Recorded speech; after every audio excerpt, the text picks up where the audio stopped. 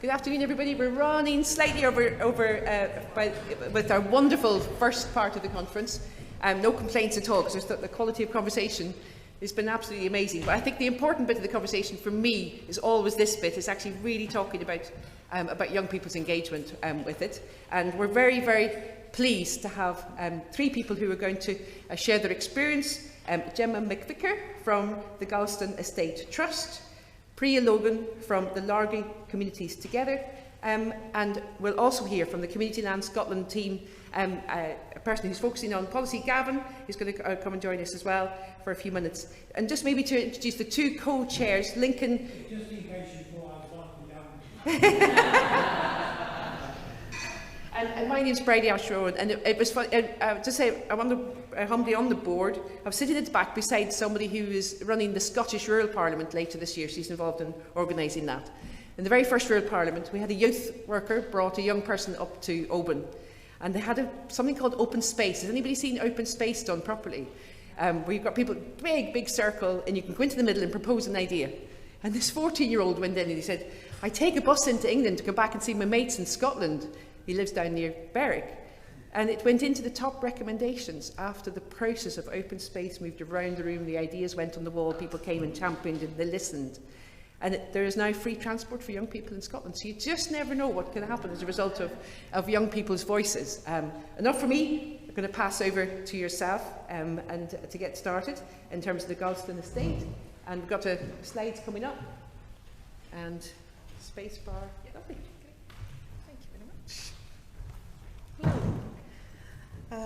So yes, I've come to speak to you about some of the work that we do in the Galson Estate.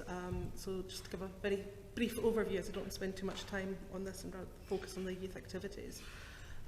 So we are a community formed, thank you. So we're a community-owned land trust formed back in 2007 with a 56,000 acre estate covering the northwestern tip of the Isle of Lewis and the Outer Hebrides. We have a population of around 1,800 across 940 households in 21 crofting townships.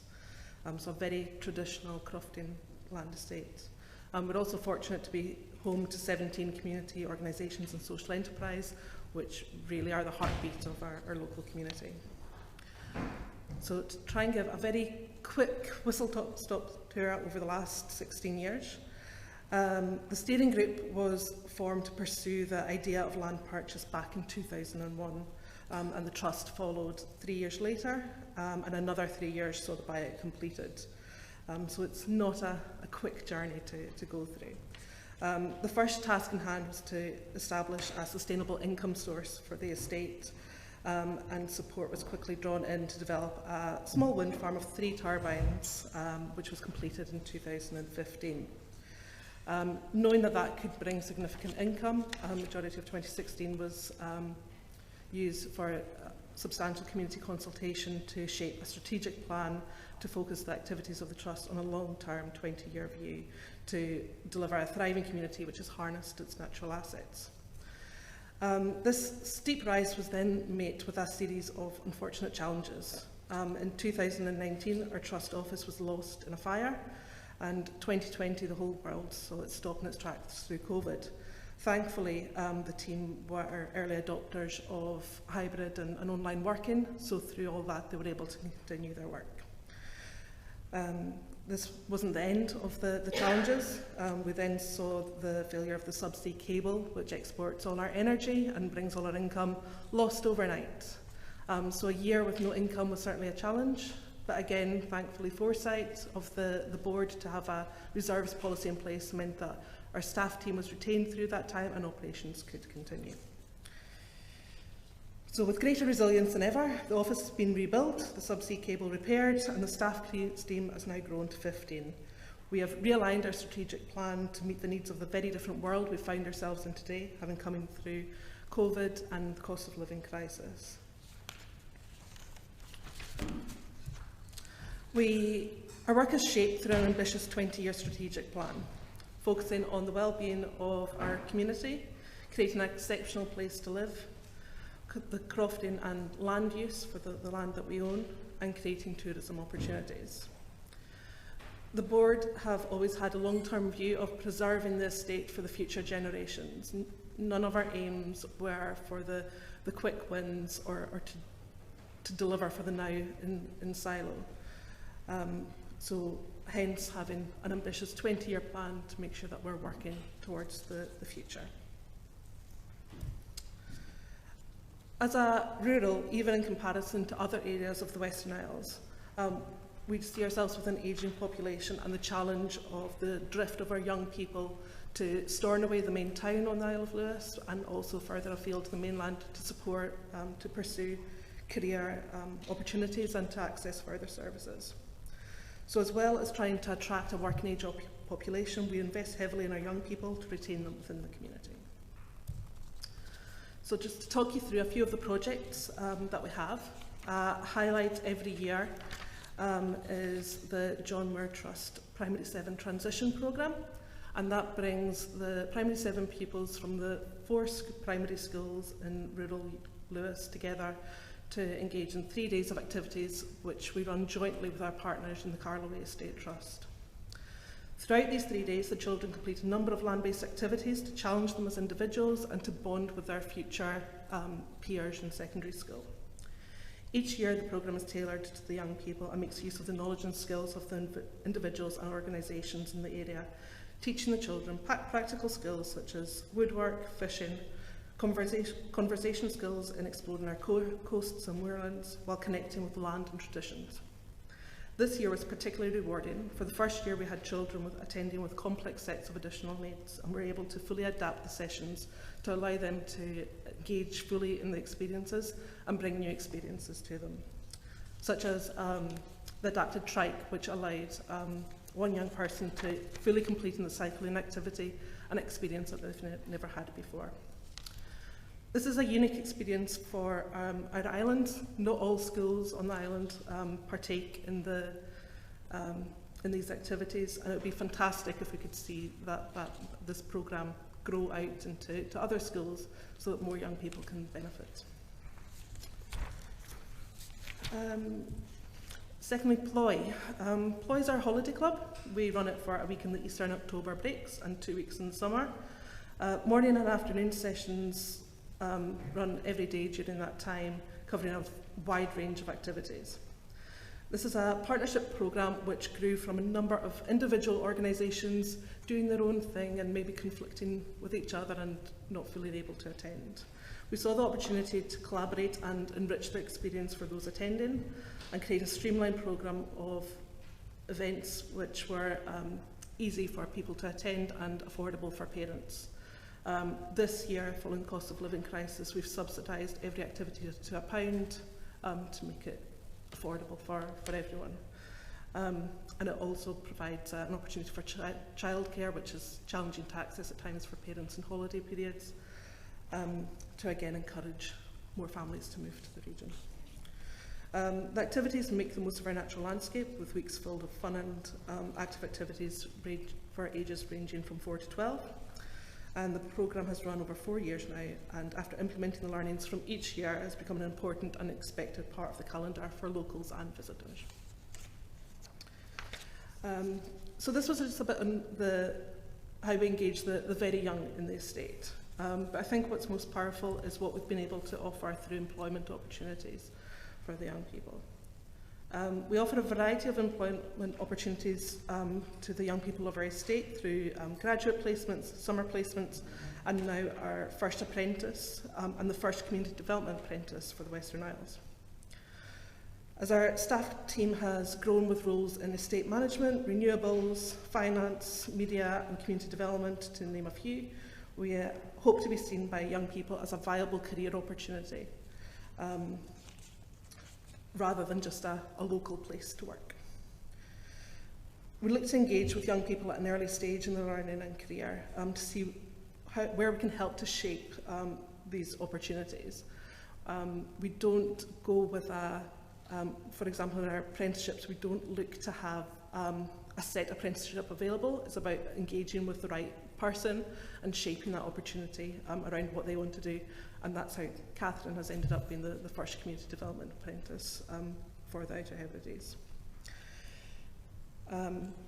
also look to offer work experience, so maybe we aren't the right vehicle for the career opportunity for them, but can we offer them work experience and equip them with transferable skills that they could take to other partner organisations? So really close link to working relationships.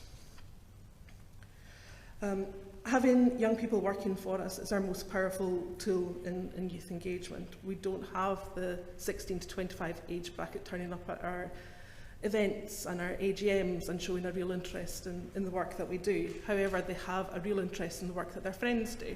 They're interested in the opportunities that their friends have, what they do at work, and I'm sure many are jealous of Catherine preparing for our exchange trip to Barbados this year on a learning exchange. So it's fantastic to be able to offer these opportunities to young people.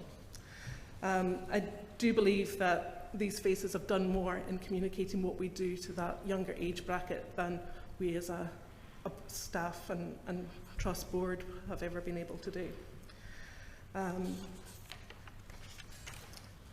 We are by no means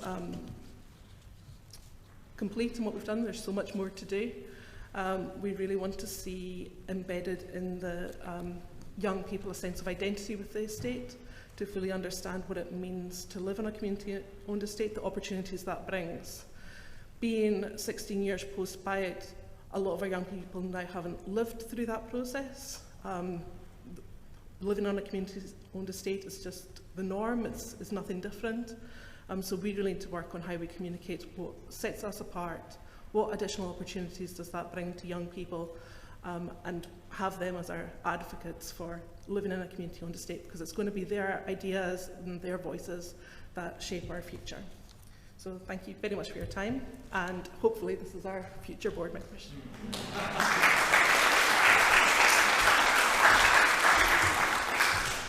Huge thanks, Jemma. What a fascinating place to end. Future board members, eh? Wonderful.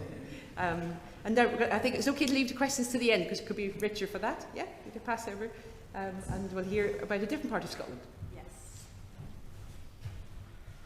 Great. Hello, everybody. So I'm Priya, and I'm from Largo Communities Together, and we're in Fife, which just a little town just before East Neuk, and well, a larger area actually, but there's lots of little villages.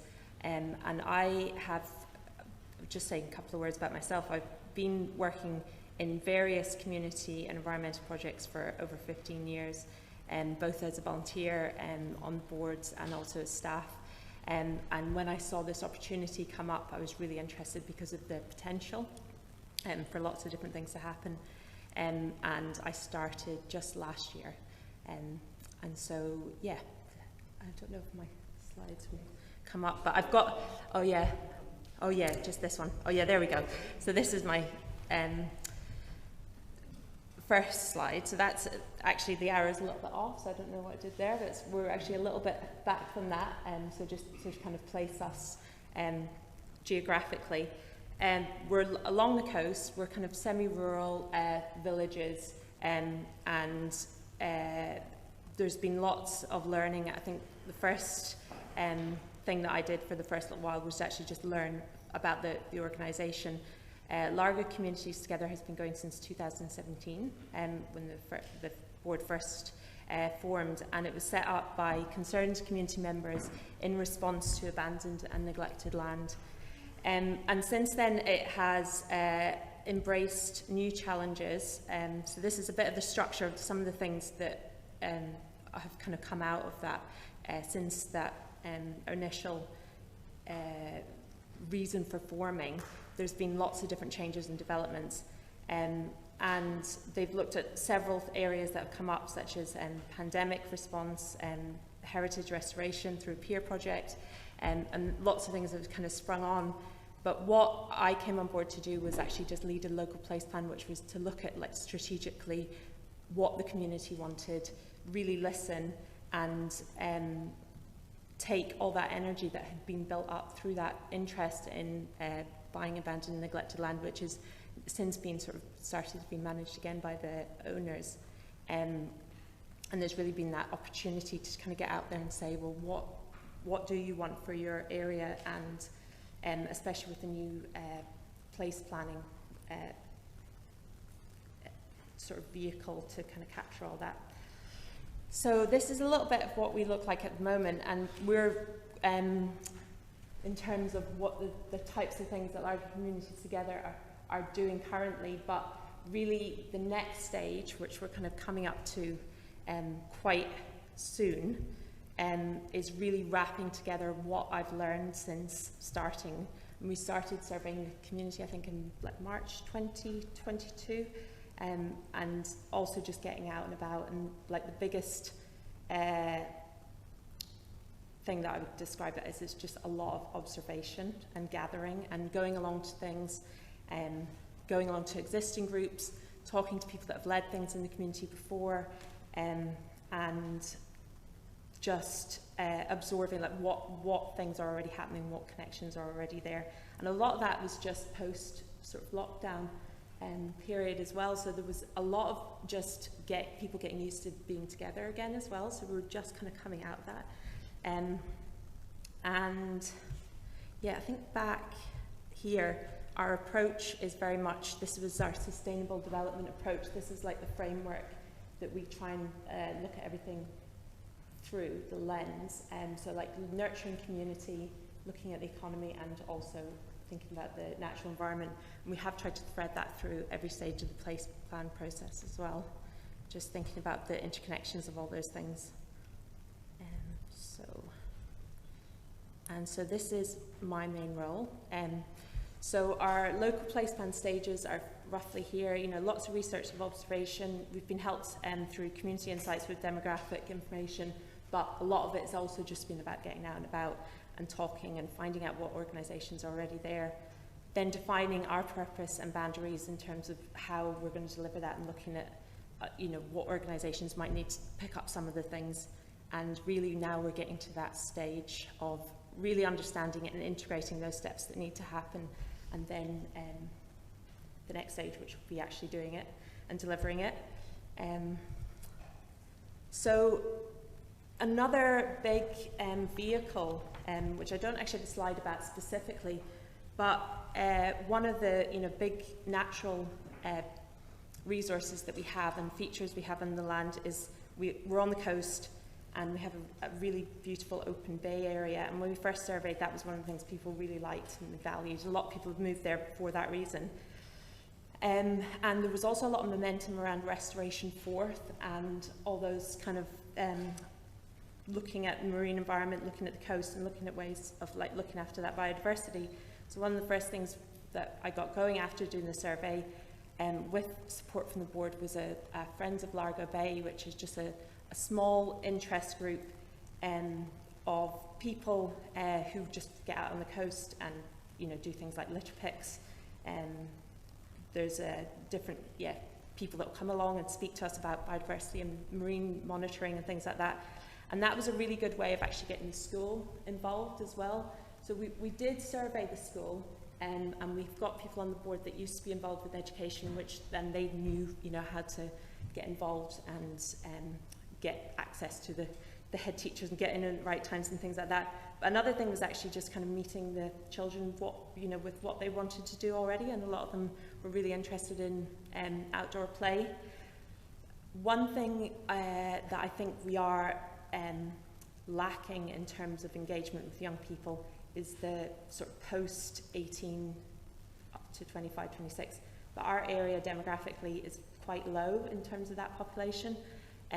But the primary school children are really open to engaging, and we've got a good relationship with the school as well, so we can get out on the beach a lot of the time when we do these kinds of questionnaires and things, and sort of do it in a really sensory, three-dimensional way.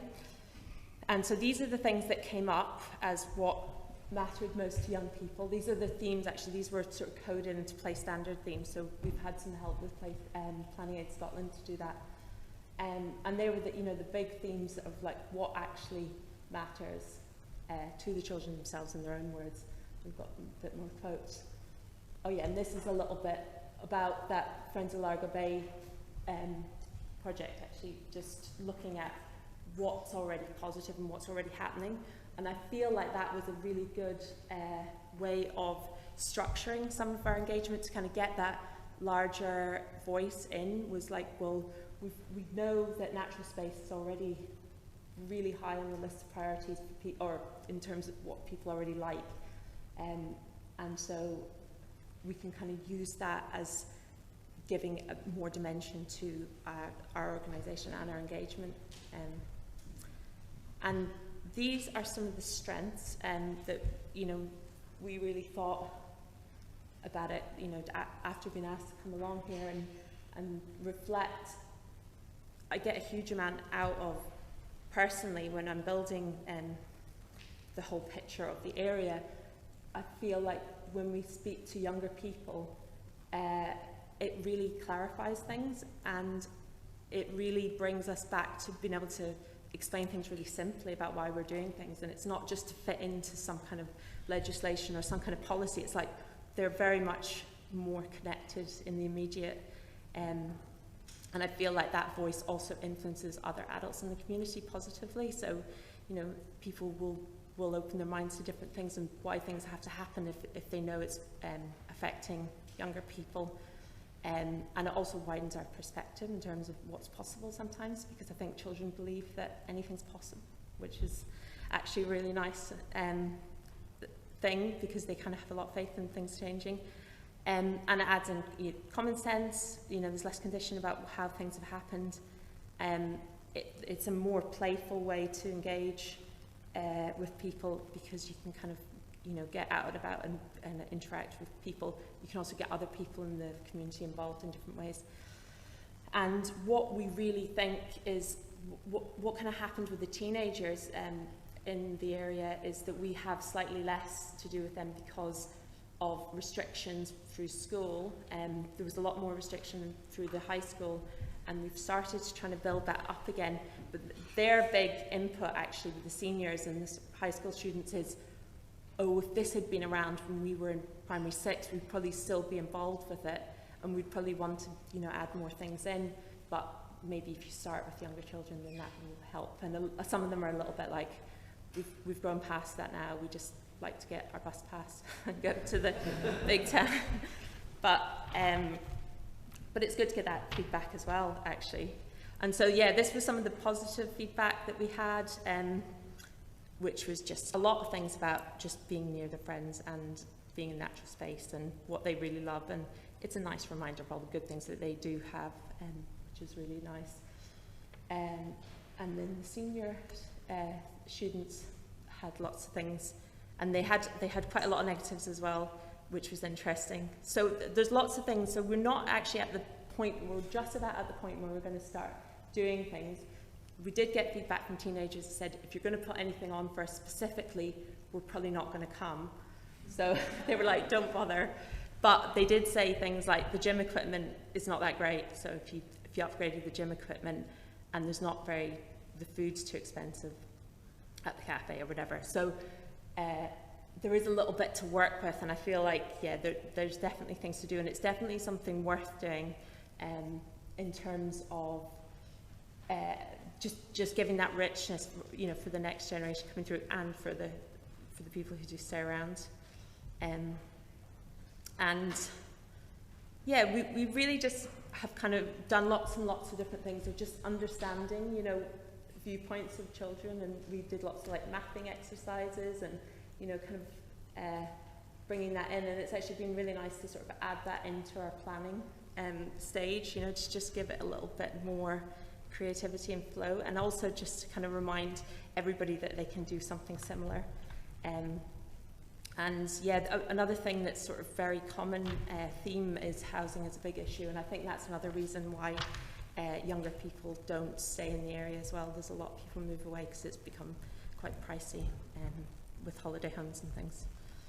And so this is our aim, this is our next step, is really co-designing when we do our next thing. So, you know, the Friends of Largo Bay group is really building on a groundswell of lots of different things happening, national projects, and we've actually designed a litter picking station with the primary school children, and we're just sort of waiting to get that approved by the Fife Coast and Countryside Trust. We hope to put that in because what we really want to do is have a legacy of things that people have designed themselves so that they do feel that ownership over a longer term. And I was at the school the other day, and a lot of them were complaining that a lot of the tire swings have been cut down, and it's like, well, I don't know what we do about that, whether we put them up and then are responsible. But I think if that leaving a legacy on things and having that integration gives depth. And yeah, that's it. Working with children, we've done a questionnaire that we've kind of asked children to go home and interview their family as well, because we're at this final stage where we've got these going out to every person in the area, which is our final place plan thing, sort of questionnaire. But we thought it might even come with more power if the children do it as homework, and then everybody feels obliged to participate and answer those questions.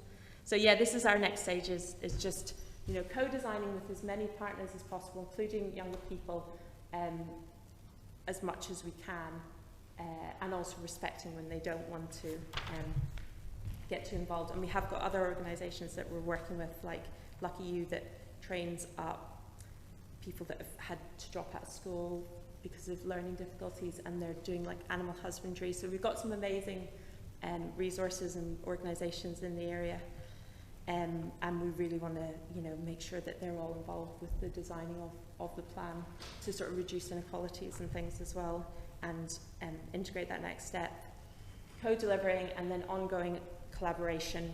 And yeah, I know I'm going on a bit now, but one of our main themes is actually affordable housing for families, more connected paths that people can cycle on, well-being, and then also celebrating the heritage and culture, which we hope to get everybody involved in. But that's me, I think. So thank you very much.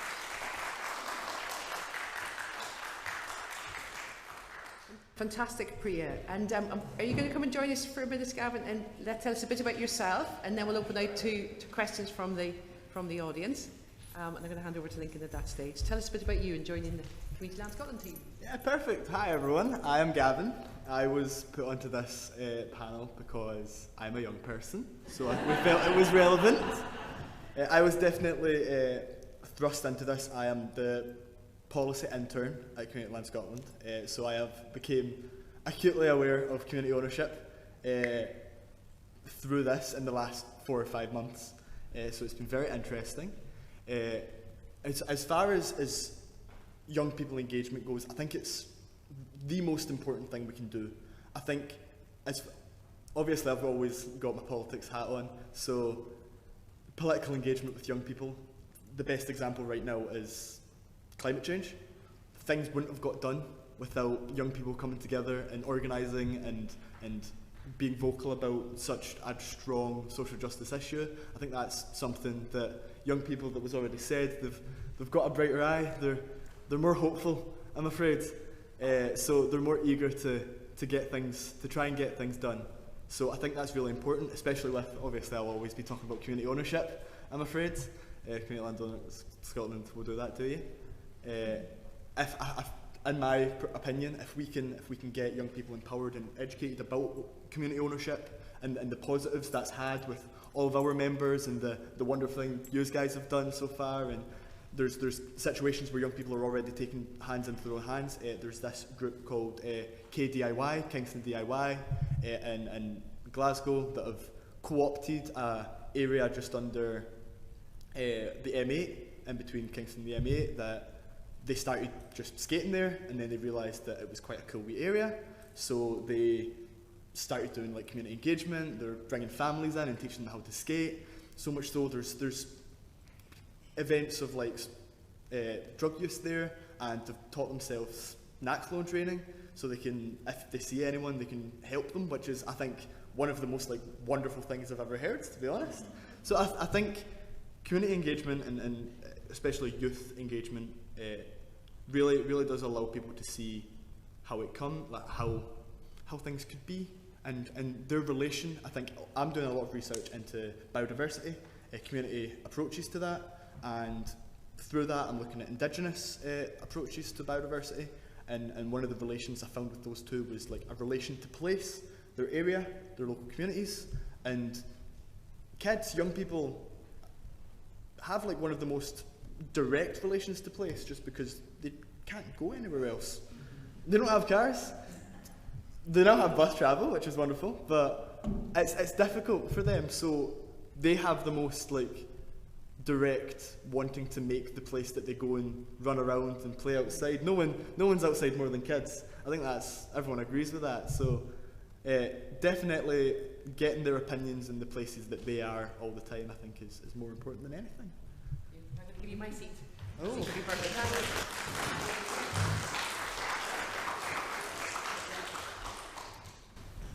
Well, that was good. Thank you to all three of our speakers, and I think it's very clear that community ownership is good for young people, and it's good for the community as a whole because it gives people a much closer identity with where they live. Now, I'm sure you've got lots of questions, so shall I take this microphone around? Will you do that, Sarah? Okay. If you have any questions for me, you'll be asked. I'll do that. Young people, please.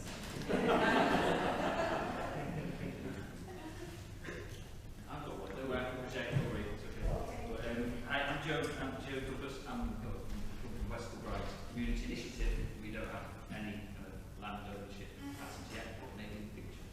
But one thing I guess I wondered about was the idea of, like, in terms of engaging with young people, how formal do you kind of make those arrangements in terms of, like, you know, if I've worked for charities before, you talk about kind of youth boards and that sort of thing, but I feel like that's kind of put in sometimes. So what kind of sort of worked for you? I'll take it first then, as a young person. I'll say that. I've done big boards before. I was on part of youth parliaments and such, of course I was. And there's definitely barriers to that. I always think of myself as like that person trying to get engaged in communities, but there are definitely that are. I think making informal engagements, play areas, like play type, like things that can turn engagements and things that what people like doing, not in a formal setting, is definitely something that, as I said, when you were asking teenagers, do I do anything? I don't want to do anything. Finding ways to get them there without track them. Yeah, I think it's probably a great idea. Would you like to say anything on this? Yeah, I think also, yeah, just, I think probably informal, because we were thinking, oh, it was always been a thing, it would be great to have like a youth branch of the board, whatever, but I think it might not really work like that. It just isn't something that is probably going to happen, you know, for where we are, but there's lots of clubs that do. There's a sailing club, for instance, there's lots of teenagers along there, so they have pizza every Friday night and just sort of popping up where they go, or yeah, they do outdoor, you know, the younger children do outdoor education every week, different classes and things, and just kind of going along. Like they're doing one in the Woodlands, I think, in about a week and a half, and I'm just going to go along and get their ideas, and yeah. Physical activity, isn't it? It's the key. It's not sitting around tables with committees. We can't get young people much interested in that. Certainly in our village, as soon as we started to do physical things like planting trees or investigating the waters and so on, the young people were there. Anyway, we've got another one over here.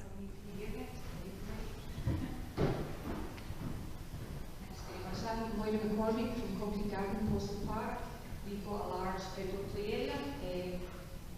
I wanted to comment on what you were saying about the board and getting young people involved in that way, and that's the one area that we haven't been able to address yet, but we are 100% child-led, and I think young person-led is something that everybody needs to think about more.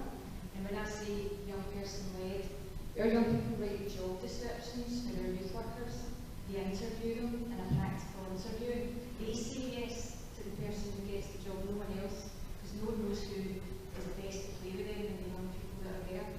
Our young people basically control what happens on the play area every single day. They dictate the work that they do.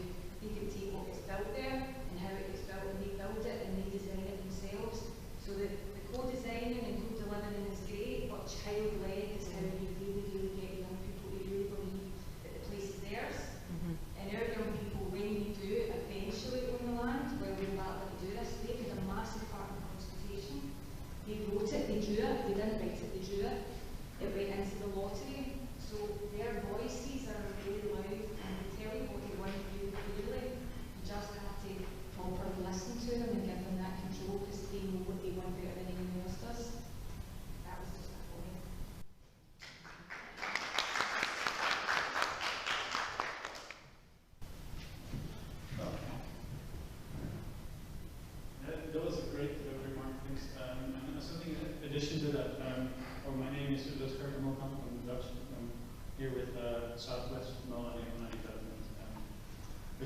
think, you know, I was really inspired by your co-designing and getting children involved through imagining and making their environment. And I had to think of a project that I did in Amsterdam with these privileged kids in the hardest neighborhoods. It was a philosophy and design project which their teachers thought the kids would not be able to do because, you know, they're considered less. But they're stressed kids basically because they're from the hardest suburbs, neighborhoods. So what we did, we started asking the children how they imagined the future, and it took 2 days for the children to warm up and to feel confident that their imagination mattered. And then the kids came up with like such amazing visions for the city that we got inspired with a bunch of designers, and we did workshops with the help the kids put in practice in maquettes and models how the city centre could look, solving all sorts of problems that the children acknowledged, like massive discrimination, alienation from neighbours. Like one of the kids, the Simon boy, said at some point, "Why do I not know what my neighbour eats?" And they realized that food was such a binding factor. So they designed this whole square where people would interact multicultural. Like that all came from these kids that were thinking they were nothing, you know. And then suddenly after these workshops that went on for a while, they wanted to become designers and teachers and architects and all these. So suddenly they felt empowered, and it's all in the kids. So I was really inspired by your co-designing. I think that's a crucial one because it gives responsibility to kids. Yeah. It's not about entertaining the kids, it's getting them emotion to design, we're talking about the future, to help them design for us or for themselves the future of the places where they live. If that makes sense. Yeah, yeah, that's really true.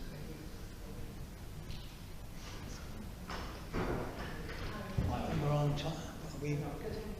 Yeah, carry on. Hi, great talk, thank you very much. I'm Pat from Motive and Business Manager. And one of our key aims is obviously local employment, and I was really interested to hear about what you were doing in Lewis. And I'd just like to hear more about the apprenticeship scheme and how you managed to, you didn't go out there looking for a community development apprentice, you actually looked for an apprentice and then molded it to the person. I'd just like to understand a bit more about how you did that, please. Yeah, of course.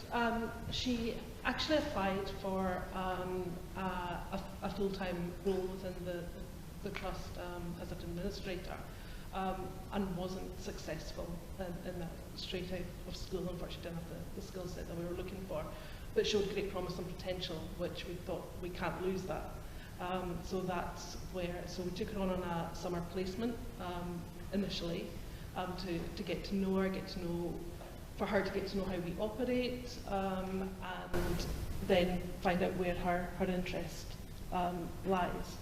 And she would like to go into a sustainable development degree following the apprenticeship, and that's where the community development route came from. So the council have been really supportive, but it isn't in their bank of apprenticeships that they usually offer. So they did try to encourage us to go down the business management route instead, but it didn't tick the boxes and the skills that she wanted to express and develop herself in.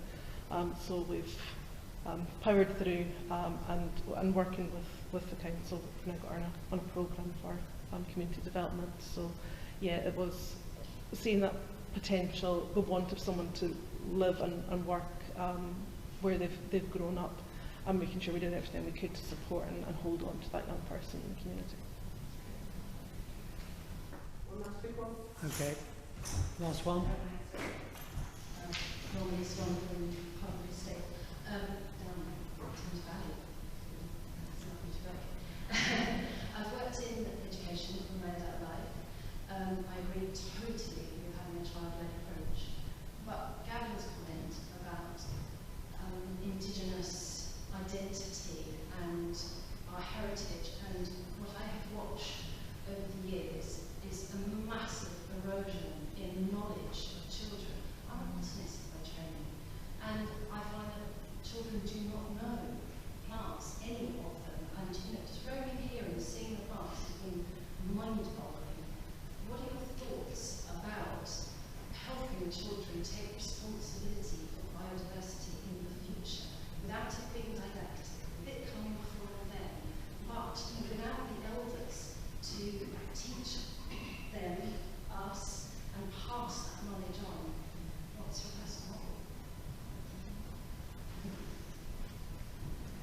We'd like to do that. Yeah, and I think with our programme of activities, recognising our natural environment, teaching how best to care from that, and working with a variety of partners who have the expertise in that area to share that knowledge with the young people, but also for our culture and our heritage. There's been some work done this year since the centenary of mass migration to Canada from the islands, and that so there's a lot of focus in schools in that this year, but it shows how little of our very local history and culture has been taught in previous years, and the lack of knowledge and understanding from that. So where we can, supporting building into our projects and programmes to share that knowledge and information, and calling on our local community to share the knowledge and the stories that they have. But also find a way of capturing them as well before we're off. So this summer we've got a summer placement student starting on Monday, and his task is going to be capturing stories, and so that they're recorded and kept for future generations as well, before they're lost. So a lot of work to do, but just trying to put it at the forefront of when you're planning programmes and activities to make sure it's built in there. Yeah, well, actually, it's interesting because we're doing our series of workshops, and one of them is actually on heritage next week, and then we've got one on conservation, and one of the ideas that came out of that was actually oral histories, but linking that to the natural land as well is really interesting.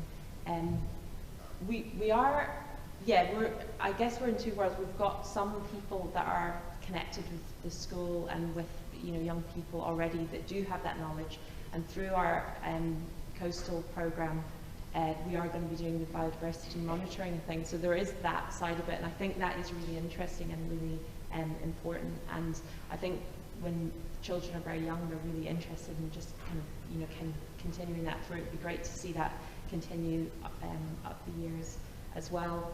And yeah, maybe just, I think we are quite lucky. We've got one of the heads of the schools, there's 2 primary schools, but one that leads one of the smaller schools is very outdoors focused, so we are quite lucky from that point of view. We've been able to link her up with lots of different charities and organisations that will come out and do workshops like the Woodland Trust and Bug Life and things like that, and so a lot of it's just actually connections. But yeah. And connections is maybe the way I'd like to finish it, if that's okay, which is meet each other out there over coffee. It's been hugely inspiring. Jemma, Priya, Gavin and the audience, you've all been hugely inspiring. Go and meet each other out there too.